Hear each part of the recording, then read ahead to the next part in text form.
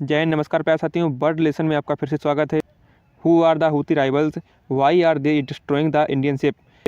यानी कि हूती विद्रोही कौन है और ये इंडियन शिप, इसके अलावा दुनिया भर के जहाज़ों को क्यों निशाना बना रहे हैं। आज के इस वीडियो में हम हूती विद्रोहियों के बारे में जानेंगे कि ये कौन हैं और किस देश के रहने वाले हैं। इसके अलावा ये क्यों जहाज़ों पर हमला कर रहे हैं। देखिए, अभी जो दुनिया भर के कई देशों के जहाज़ जैसे अमेरिका, यूके, ब्रिटेन, फ्रांस, चीन, भारत सहित कई देशों के जहाज़ जो हैं वो अरब सागर से होते हुए लाल सागर से होकर के सुएज नहर पार करके यूरोप तक पहुंच जाते हैं। और जो इन जहाज़ों पर जो हमला होता है वो इसी बीच होता है, यानी कि यहाँ से बाब उल मंद से अदन की खाड़ी के बीच या फिर लाल सागर में हमला होता है। और इन कॉमर्शियल जहाज़ों पर हमला करने वाले यमन देश के हूती विद्रोही हैं, क्योंकि जो यमन देश है वो लगभग समुद्र के बिल्कुल तट पर स्थित है। और इसी वजह से यहाँ से निकलने वाले जहाज़ों पर इस देश के हूती विद्रोही, जो कि एक आतंकवादी को संगठन समझ सकते हैं, और ये हूती विद्रोही इन कॉमर्शियल जहाज़ों पर ड्रोन और मिसाइल से हमला करते हैं। इसके अलावा बात आने वाला एक जहाज़ सोमालिया के तट पर अभी हाल ही में हाईजैक हो गया था। और जो ये जहाज़ हाईजैक हुआ था इसमें लगभग 15 क्रू मेंबर शामिल थे। इन सभी को सुरक्षित इंडियन नेवी ने बचा लिया। इसके अलावा इस जहाज़ को भी इंडियन नेवी ने सुरक्षित अपने कब्जे में ले लिया है। जिन कंपनियों के कॉमर्शियल शिप हैं वो कंपनियां इस रास्ते से जाने से अब बच रही हैं। अब वो इस रास्ते से जाने के बजाय अब अफ्रीका से, यानी कि केप ऑफ गुड होप से होते हुए भी जिब्राल्टर पहुंचेंगी। यहाँ से ये यूरोप जाएंगी।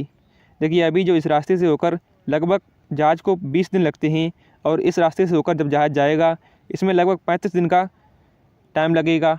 इससे जो प्रोडक्ट की कॉस्ट है, इसके अलावा जो क्रूड ऑयल की कीमत है, इन सभी में इजाफा ज़रूर होगा। देखिए, अब हूती विद्रोहियों के बारे में जान लेते हैं कि इनको हथियार सप्लाई कौन देता है और ये किस देश के रहने वाले हैं, इनका इतिहास क्या रहा है। देखिए, जो हूती विद्रोही हैं ये यमन देश के शिया जादी समुदाय से ताल्लुक़ रखते हैं।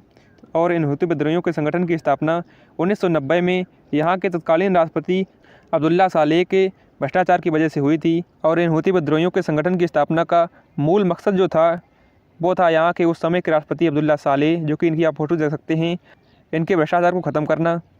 और इस संगठन की जो स्थापना है वो हुसैन अल हूती नामक इस व्यक्ति ने की थी, और इसी के नाम से हूती संगठन का नाम पड़ा था।